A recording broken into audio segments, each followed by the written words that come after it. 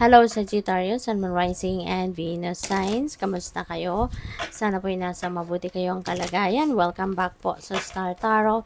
At kung bago kayo rito, welcome din po kayo. Please subscribe, like, share my videos, and leave me a comment kung nakaresonate po kayo. Thank you. So, tingnan natin kung ano ang mga messages ni Sagittarius. We have slow and steady. Okay? Sabi nga, 'di ba, slow and steady wins the race. Kaya kailangan mo lang na maging pasensyoso at pasensyosa sa ngayon. Kasi yun din ang maghahatid sa inyo sa tagumpay mo, no? Yung pagpa-practice mo ng pasensya. Kasi the more na nagmamadali ka, 'di ba? 'Di ba kapag nagmamadali tayo, nagra-rush tayo, nako, kapag nabulilyaso talagang ang tagal makabangon, 'di ba? Pag nadapa, 'di ba? Ang tagal maka-recover. Pero kung slow and steady lang ang dating mo, slow ka, steady, sigurado ka sa bawat step na gagawin mo. So, yun, sigurado ka. At least sigurado kang papunta ka, pausad ka. 'Di ba?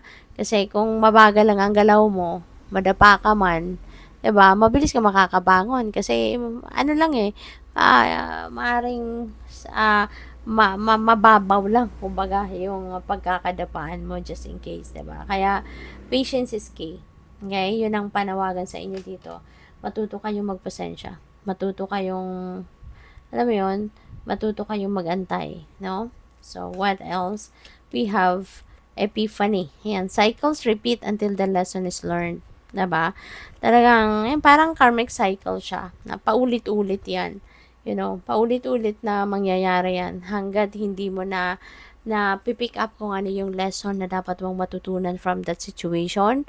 Pabalik-balik yan. Paring around this time, baka may sitwasyon na ganun, na mapapansin mo na, teka lang, parang nangyari na to sa akin, like, kung kailan, 'di ba?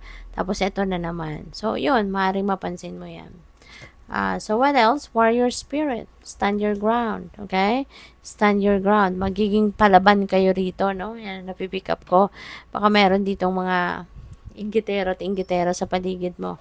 You know, maybe they're trying to bully you. They're trying um, to sabotage you, yung mga ganon. Kaya, sige lang, paglaban mo. Kung ano yung sa tingin mo ang tama, go for it. Kung ano sa tingin mo yung nararapat mong gawin, sige, go for it. 'Di ba? Ipaglaban mo. 'Di ba? Huwag kang susuko. Kung alam mong nasa tama ka, alam mong nasa rason ka, 'di ba? There's no reason for you to just bow down sa kung ano man ang gusto nila na alam mong mali, 'di ba? So, what else? So, we have awakening genius. Wow. Magigising dito yung wisdom mo, no? Magigising ang inyong wisdom. Marami ka na kasing natutunan din sa buhay. Marami ka ng lessons that you have learned in the past. Kaya lahat ng yan, no, that shaped you to who you are sa ngayon. At pwede ngayon, ano yan, no? Kung ano man yung mga natutunan mo sa buhay in the past, mga lessons learned, para ngayon, mapapractice mo na yan, no? Sa may mga sitwasyon siguro kayo ngayon, we're in, magagamit mo na yan, may a-apply mo na sa buhay mo, no? Kaya, good luck sa'yo. So, let it go. Okay? Kung ano man itong alam mo na hindi na nagdudulot ng positive effect sa buhay mo, or kung ano man ito na alam mong hindi nagsiserve ng highest good mo, tanggalin mo na yan sa buhay mo. Okay?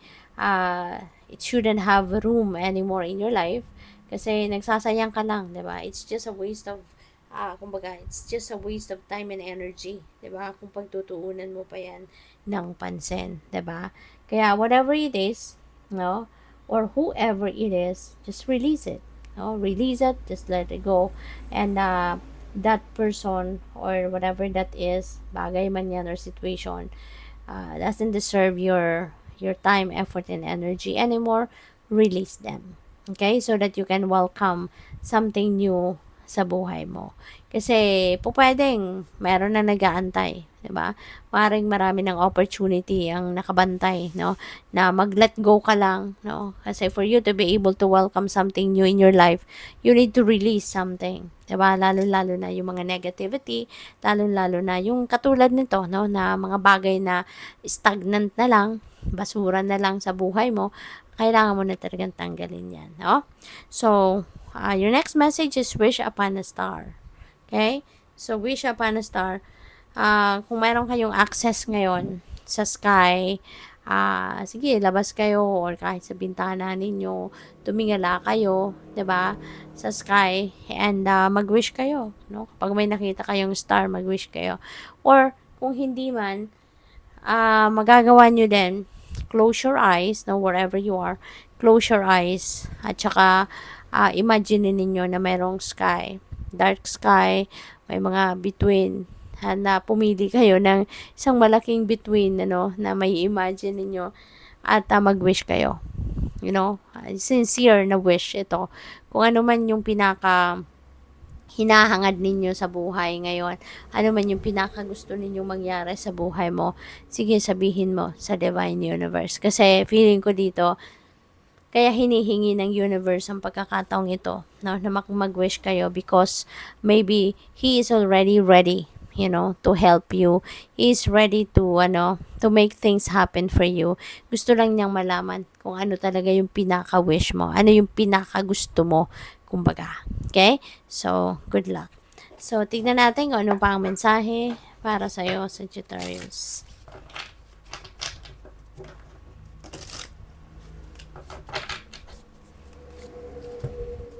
So, we have two of pentacles. Ayan. So, multitasking ito, no, Sagittarius. Baka sobra kayong busy. You know, marami kayong ginagawa, marami kayong iba't ibang priority siguro. Kaya parang nagmi-mini-mini mo kayo. Ano kaya unahin ko, 'di ba? Ano kaya yung ipa-prioritize ko rito? Kaya good luck sa iyo. So, what else? We have King of Swords. Po pwede, no? Sa kalituhan ninyo na maaaring naguguluhan na kayo kung ano dito yung unahin ninyo or kung ano yung gagawin ninyo. Kung ano yung pa-prioritize ninyo. So, maybe, may isipan mo na kumonsulta sa mga professionals, 'di ba? Kasi baka naguguluhan ka din. Hindi mo din ma-figure out kung ano yung uunahin mo because you are confused of maaring kulang yung impormasyon mo, kulang pa yung alam mo, yung mga ganun ba. Kaya kailangan mong kumonsulta dito. So, you may need to consult with the king. Kung sino man ito sa buhay mo, si King of Swords, no? Po pwedeng isa siyang professional, po pwedeng kaibigan mo, po pwedeng tatay mo, yung gano'n, no? Na alam mo, makakatulong sa'yo. So, what else? We have the Nine of Cups. Wow, look at this, Sagittarius. Bigla ako nagka-goosebumps. Kasi kitignan mo siya, si Nine of Cups is a wish fulfillment energy. Tapos, di ba, ito, wish upon a star. Yun parang nire-request sa inyo rito ng universe, sabihin mo kung anong wish mo. Kasi parang sinabi ko kanina na maybe the divine is ready to make things happen for you. Gusto niya lang malaman kung ano talaga yung gusto mo. And look at that, meron tayong Nine of Cups. Talaga hanggang ngayon may goosebumps ako. Kasi feeling ko dito, kung ano yung hiningi mo, kung ano man yung hihingiin mo sa kanya, parang ibibigay niya agad sa iyo to. Maaring maisa katuparan mo agad ito. 'Di ba? So, oh my God. So, sana nga, 'di ba? So, yun. Claim mo na yan, Sagittarius. Write it down. Write it down on the comment section below. Claim it, no? Yung wish fulfillment na to. Claim it and seal it. Okay?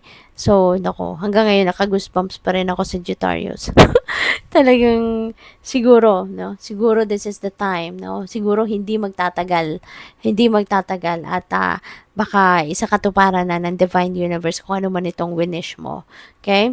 At saka, this is a time for happiness, no? Yung Nine of Cups energy, that is a time for happiness. That is a time for success, you know, financial, material success, yung ganon. So, good luck sa'yo, ha. Thank you for watching. Love and light. Namaste.